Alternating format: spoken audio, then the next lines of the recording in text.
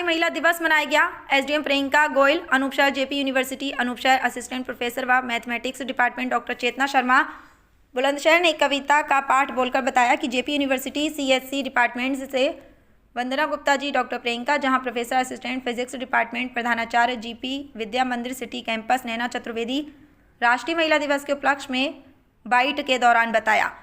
उजाला speed news हमारे संवाददाता गौरव शर्मा की अनूप शहर से खास रिपोर्ट। आज के लिए योगदान कर रही है सभी के लिए बहुत बहुत शुभकामनाएं देना चाहती हूँ।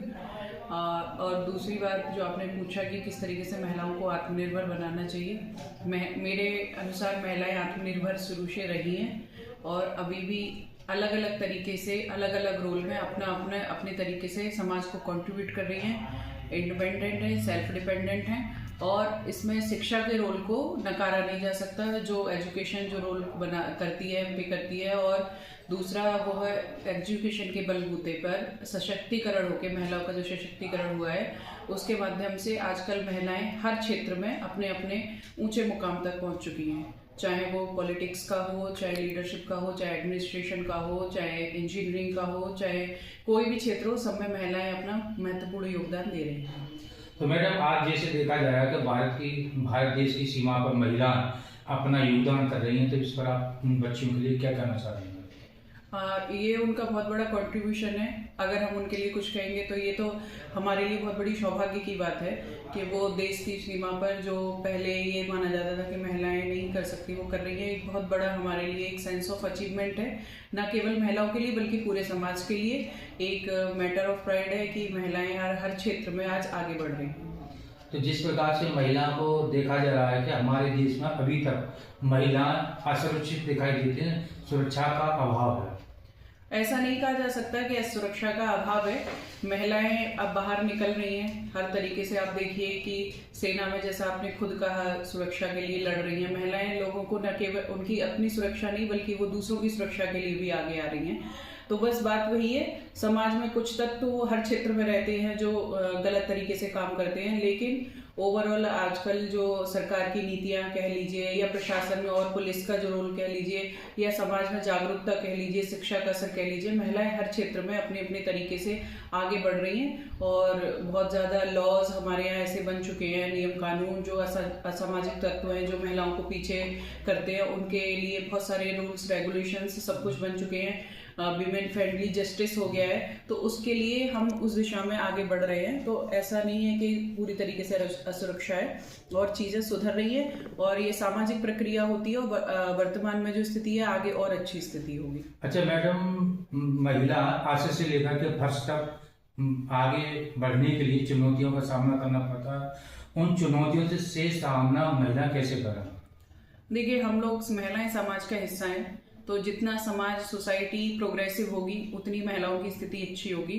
तो चुनौतियां कभी घर के अंदर होती हैं, कभी घर के बाहर होती हैं। तो जो पब्लिक की चुनौतियां होती हैं उसके लिए रूल्स रेगुलेशंस, हमारा एडमिनिस्ट्रेशन सब लोग कार्य करते हैं और घर के अंदर की जो चुनौतियां हैं, समाज की चुनौतियां हैं, तो उसमें समाज को एकजुट होकर आगे बढ़ना पड़ेगा और जो महिलाओं का जो उनका स्पेस है, जो उनका योगदान है, उसको समाज को रिकॉग्नाइज करना पड़ेगा। तो पूरे समाज को एक यूनिट की तरह कार्य करना पड़ेगा उसके लिए। Thank you. मैडम, आप अपना नाम बताएंगे और परिचय बताएंगे?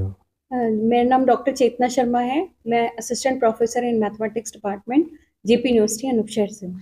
तो मैडम, इस समय पर हमारे देश की महिलाओं ने क्या योगदान दिया है राष्ट्र के निर्माण में? राष्ट्र के निर्माण में हमारे देश की महिलाओं का सर्वोपरि योगदान है। एक महिला ऐसी कड़ी होती है कि जो एक परिवार से आती है और दूसरे परिवार को पालती है।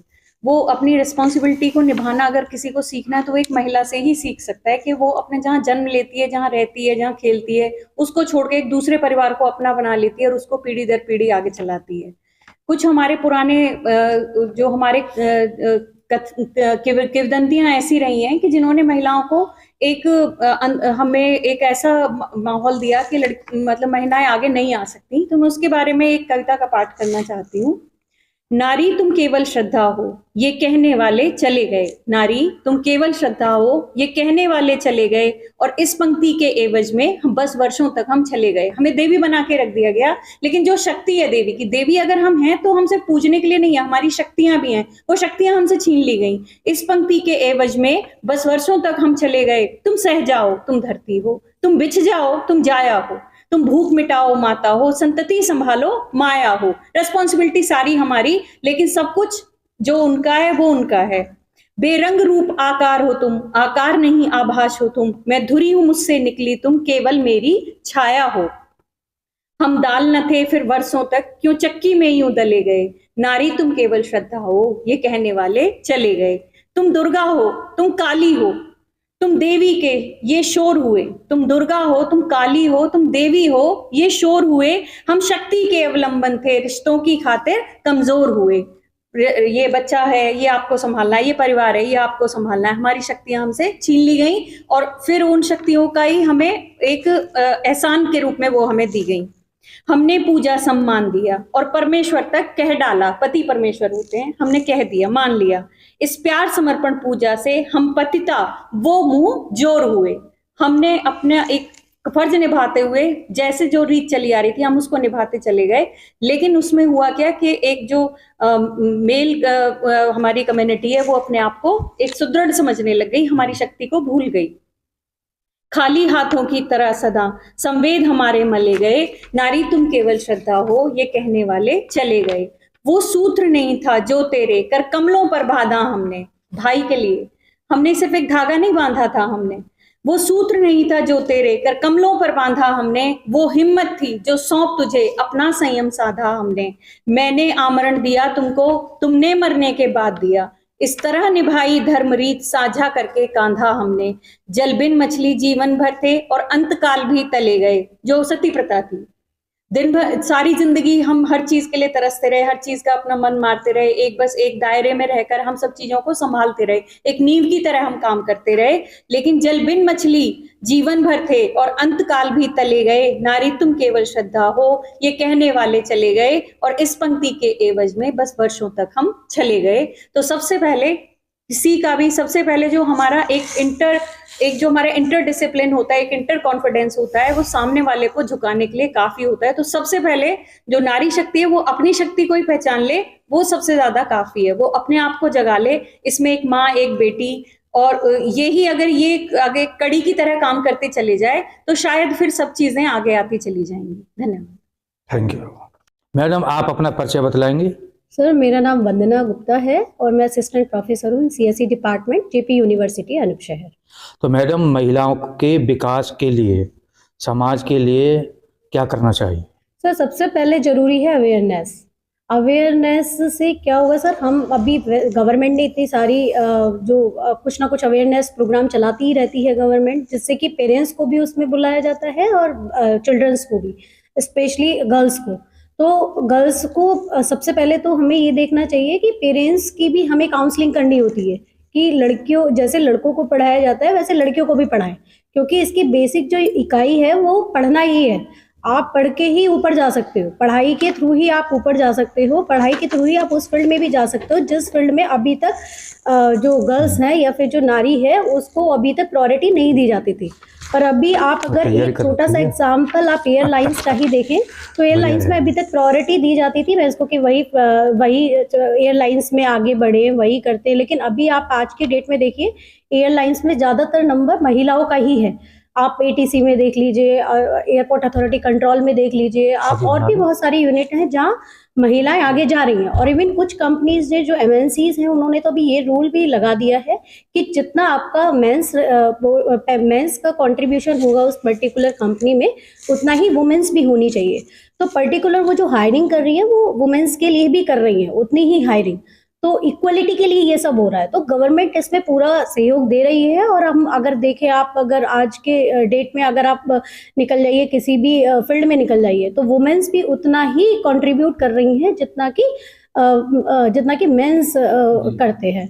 तो अभी फिलहाल ये है कि अवेयरनेस प्रोग्राम फैमिली के लिए भी चल रहा है, गर्ल्स के लिए भी चल रहा है। जगह जगह गवर्नमेंट अपने कैंप लगा के जगह जगह अवेयरनेस प्रोग्राम कराती है और दिस काइंड ऑफ थिंग कि सभी लोगों को समझ आए कि भाई नारी को भी उतना ही इक्वलिटी या उतने ही रोजगार मिलना चाहिए जितना कि उनका बनता है, उन्हें मिलना चाहिए।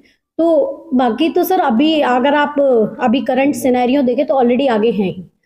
तो मेरा मानना ये है कि जो बेसिक उनकी परिवार है उसे ये समझना चाहिए और बेटी को आगे बढ़ाना चाहिए पढ़ाई के लिए, और बेटी बचाओ बेटी पढ़ाओ पर फोकस करना चाहिए। आप इधर ले आओ, मुझसे क्यों पूछ रहे हो, कट कर दूं? आप इधर ले आओ। आपसे हम ये पूछेंगे क्या हमारे देश में, मैडम आप अपना नाम और परिचय बतलाएंगे? मेरा नाम डॉक्टर प्रियंका झा है, मैं यहाँ पे assistant professor of physics department में जेपी यूनिवर्सिटी अनूप शहर में। तो मैडम क्या हमारे देश में महिला सुरक्षित है? महिला सुरक्षा का एक ऐसा पेचीदा मुद्दा है जिसमें आज की डेट में अगर आप न्यूज़ देखने जाओगे तो आपको रोज कोई ना कोई दुर्घटना नजर आ ही जाएगी जो महिला के साथ हो रही है। जी, यही बेसिक एक कारण है जिसकी वजह से लोग पेरेंट्स जो हैं वो लड़कियों को घर से बाहर निकलने से आज भी रोकते हैं। तो अब इससे आयरनिकल सिचुएशन क्या हो सकती है कि जहाँ पे मेल्स और फीमेल्स दोनों इक्वल रेशो में हैं और फिर भी ये है कि फीमेल उन्हीं मेल्स के बीच में फीमेल खुद को सेफ महसूस नहीं करती है। गलती कहाँ पर है ये ढूंढने की, इसी चक्कर में ही हमारे को आज पेरेंट्स जो हैं हमारे घर से बाहर नहीं निकलने देते इसी सुरक्षा की चलते। बट ये सुरक्षा हमारी आज की हमारी गवर्नमेंट इसके लिए जितना भी कर ले, पुलिस जितना भी कर ले, जब तक इंसान के अंदर का जानवर नहीं खत्म होगा तब तक महिला की सुरक्षा फिजिबल नहीं है। वेरी गुड मैडम, आज महिला दिवस है तो आप अपना परिचय देते हुए महिला दिवस पर आप क्या कहना चाह रहे हैं? मैं नीना चतुर्वेदी, प्राचार्य जेपी विद्या मंदिर सिटी कैंपस अनूप शहर। मैं अपने इस पूरे विद्यालय और अपनी तरफ से आज की तारीख पर सारी महिलाओं को महिला दिवस की हार्दिक शुभकामनाएं देती हूँ। साथ ही ये विचार है कि आज की तारीख पे पुराने ज़माने में तो महिलाएं थी ही, पर आज की तारीख में महिलाओं की भूमिका और बहुगुणी बहुत चहुमुखी हो गई है। घर पे तो उन्हें ध्यान देना ही है, जैसा हम सभी औरतें घर पर सुबह सुबह काम वाम करके जल्दीबाजी में निकलती हैं और फिर यहाँ पर भी आकर, और खासकर मैंने पर्सनली देखा है कि लेडीज़ जो यहाँ काम कर रही हैं वो पूरी तन्मयता से पूरी शिद्दत के साथ काम कर रही हैं। लड़कियों ने भी अपना परचम लहराया है रिजल्ट्स पे, टीचर्स ने भी किया है। साथ ही साथ जहाँ पर भी जिस क्षेत्र में देखा जाए, हाँ बराबर नहीं भी अगर हुए हैं तो उस थोड़ा सा तो ऊपर आए ही हैं। जो पहले का सिनारियोस था देश में, या जो बोला जाए कि स्वतंत्रता के पहले का था, उससे काफ़ी फर्क आया है। और आज की तारीख पे हर एक क्षेत्र में, राजनीति हो, चाहे शिक्षा हो, चाहे डॉक्टरी हो, मेडिकल साइंसेज हो, आयुर्वेद में भी खासकर, हर जगह वो अपना परचम लहरा रहे हैं और साथ में आने की कोशिश कर रहे हैं। पर हर चीज़ के आगे इंटेलिजेंसी हो जाए, हर चीज़ हो, पर मेरा मानना ये है कि एक भूमिका घर में जो होती है वो सबसे ज़्यादा इम्पोर्टेंट होती है। चाहे हम कितने भी बन जाएं, प्रधानमंत्री भी बन जाए, पर घर पे जो अपने बच्चों को देखना है वो हमारी प्रायोरिटी होनी चाहिए, आज भी होनी चाहिए। घर में माता पिता, बाल बच्चों और परिवार को देखना पहली प्रायोरिटी होनी चाहिए। अच्छा मैडम, महिलाओं को आगे बढ़ने के लिए चुनौतियों का सामना करना पड़ता है, चुनौतियों से निपटने के लिए क्या करना चाहिए महिलाओं के लिए? सीधापन, सीधी सी बात है, अगर आप अपने काम में ठीक हैं तो फिर कोई इतनी सारी परेशानियां नहीं आती। समय से जाएं, समय से आएं, समय का ध्यान रखें और अपना काम तन्मयता से करें। तो जहाँ पर भी आप हैं, जहाँ आपने सही से काम किया तो ईश्वर भी आपका साथ देता है और सारे लोग फिर आपके हो ही जाते हैं। तो मेरा मानना है कि ये सब स्थितियाँ जो होती हैं कभी कभी ये बनाई गई होती हैं, पर अगर आप ठीक से चल रहे हैं तो वो कम हो जाती हैं। फिर कभी कभी कानून का सहारा देना पड़ता है अगर आगे कुछ ना हुआ तो। जी, thank thank you. You madam.